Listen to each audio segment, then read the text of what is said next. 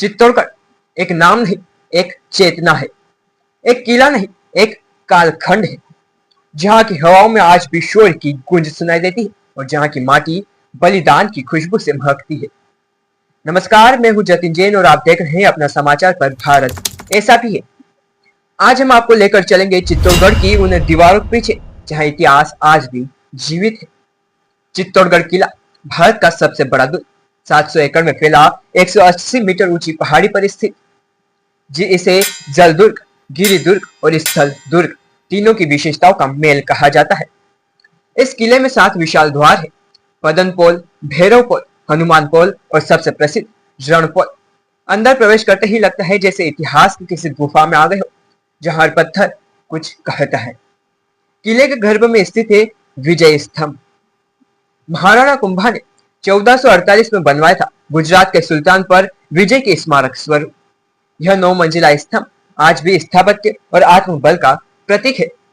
और फिर आता है रानी पद्मिनी महल, राजपूती गौरव और स्त्री शक्ति की पहचान।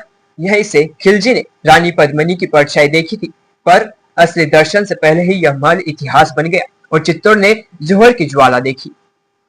चित्तौड़गढ़ में 3 प्रमुख जौहर है। पहला 1303 ईस्वी, जब रानी पद्मिनी और हजारों वीरांगनाओं ने खुद को अग्नि को समर्पित कर आत्मसम्मान को जीवित रखा। दूसरा 1535, जब बहादुर शाह गुजरात ने आक्रमण किया, रानी कर्णावती के नेतृत्व में फिर से जौहर की ज्वाला जली। तीसरा 1567, जब अकबर ने घेरा डाला और रानी फुलकवर सहित हजारों महिलाएं अग्नि में समा गई। इन तीनों घटनाओं ने चित्तौड़गढ़ को बलिदान की राजधानी बना दिया।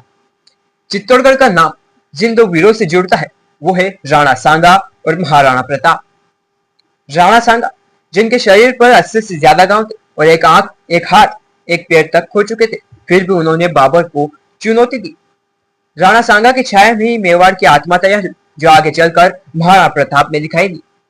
महाराणा प्रताप, जिन्होंने चित्तौड़ के गिरने के बाद भी हल्दी घाटी में अकबर से संघर्ष किया, जंगलों में रहे, घास की रोटियां खाई, लेकिन स्वाभिमान नहीं छोड़ा।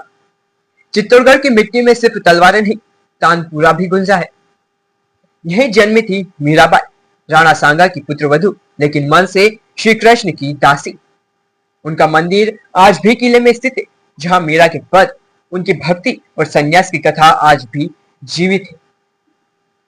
चित्तौड़गढ़ का स्थापत्य केवल भव्यता में नहीं, सूझबूझ और विज्ञान में भी अद्वितीय है। किले में 84 जलाशय थे, जो बारिश के पानी को संग्रह करते थे। 50,000 से ज्यादा लोगों के लिए कई वर्षों तक जल की आपूर्ति सुनिश्चित करते थे। सूर्य की दिशा देखकर बनाए गए मंदिर, बिना सीमेंट के बनी दीवारें और चुपचाप गूंजती गुफाएं, सब कुछ एक अनकहा रहस्य समेटे हैं। चित्तौड़गढ़ के लोकगीत वीर रस से भरे होते हैं। महिलाएं आज भी हल्दी घाटी राणा और मीराबाई ही बाता गाते हुए अपने बच्चों को इतिहास से जोड़ती है। यहाँ के त्योहार जौहर मेला, मीराबाई उत्सव, गणगौर इतिहास और आस्था का संगम है। और होली पर राजपूत परिवारों में परंपरागत ढंग से फाग गाया जाता है। चित्तौड़गढ़ का युवा आज अपने अतीत को डिजिटल दुनिया में जीवित कर रहा है। हेरिटेज वॉक्स, स्कूल प्रोजेक्ट्स और टूरिज्म ब्लॉग्स में चित्तौड़ का नाम फिर से चमकने लगा है। कई लोक कलाकार इंस्टाग्राम, यूट्यूब के जरिए मीरा के पद और राणा की कहानियां दुनिया तक पहुंचा रहे हैं। चित्तौड़गढ़, जहां इतिहास पत्थर में नहीं, आत्मा में लिखा गया है। यह सिर्फ एक स्मारक नहीं, एक प्रेरणा है।